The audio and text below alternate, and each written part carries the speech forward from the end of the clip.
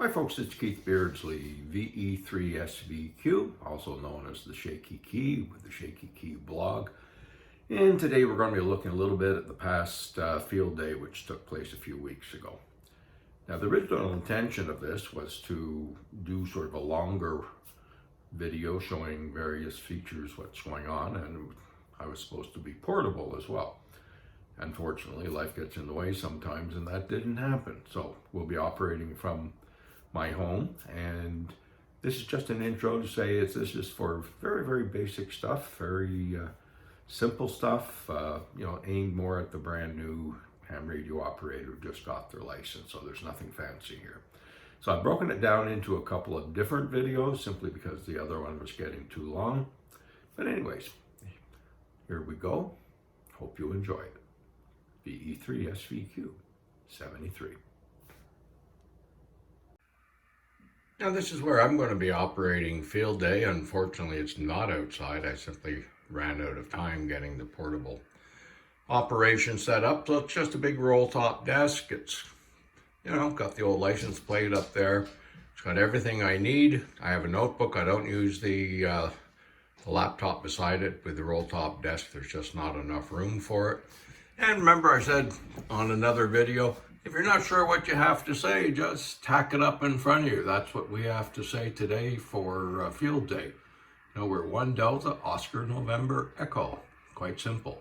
And then you never forget it. So that's my basic setup. And then if we swing around where I'll be logging stuff, we'll be over here. And this is the other table, which is right behind me. Having a laminate floor, I can certainly move back and forth. And there's the logging program. So this is one of the ones by VE3SVQ. One of the many ones he produces. This is the one just for field day, but I can take the data from this and put it into my general log anytime I want. Things that I like to do, and actually I've had a lot of fun, is operating QRP. So in a contest, certainly in the first few hours, it's very difficult to get through because everybody's excited, everybody's out there, that type of thing. But, a little bit of perseverance, and certainly towards the end of the contest, those last 3 or 4 hours when all the big guys are gone and it's just the little ones, you can certainly make your contacts. So we're going to try QRP. I just want to show you something on this radio here. There you go.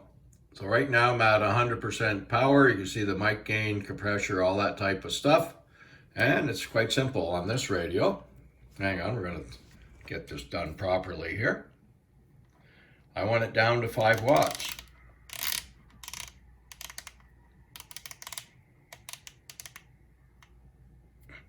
There we go. We're now QRP power. And we're back in business QRP. I think when you start off too, a lot of people just get too hung up on making sure everything is perfect, everything is exactly the way it should be. Really, it's not necessary. Get on the air, have a bit of fun. Now, as an example, some of the things that you might want to use, and you don't need to use them right away. When you get your radio, if you're buying new and it comes with a microphone, it's usually just a handheld one, like you see in all the TV shows, police shows, just a regular microphone. You hold it up and you speak. That's very common, and a lot of people, that's all they will ever use.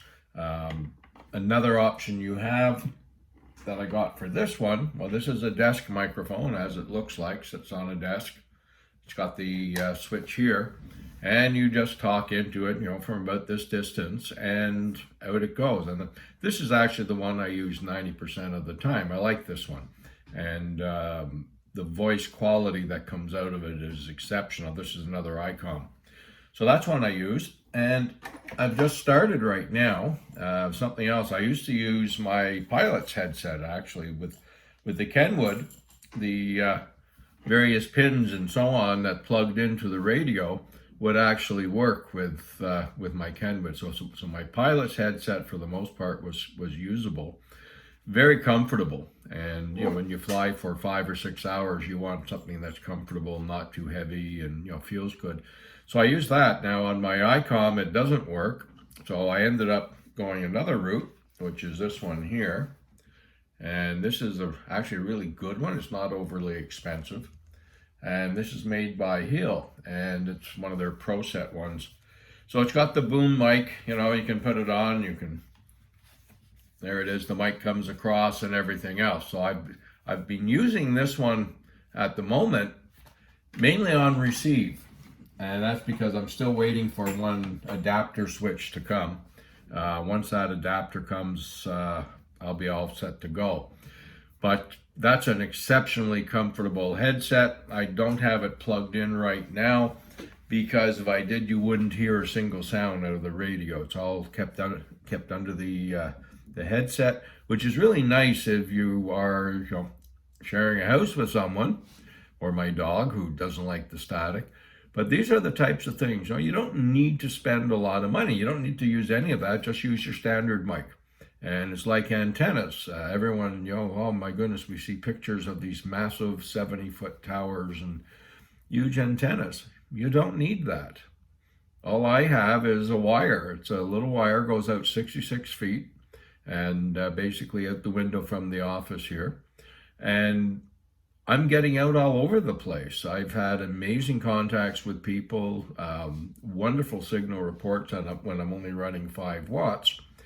And a lot of people don't believe I'm running 5 watts into a wire, but it works really well. You don't need to spend a fortune. And why spend $7,000 or $10,000 on a tower if you can go out and buy for $80, $100 a wire antenna that will do the job.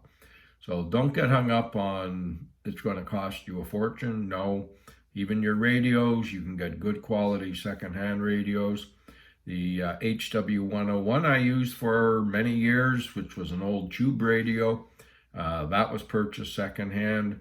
I switched that one out in probably 1996, and I used a Kenwood radio. That was secondhand.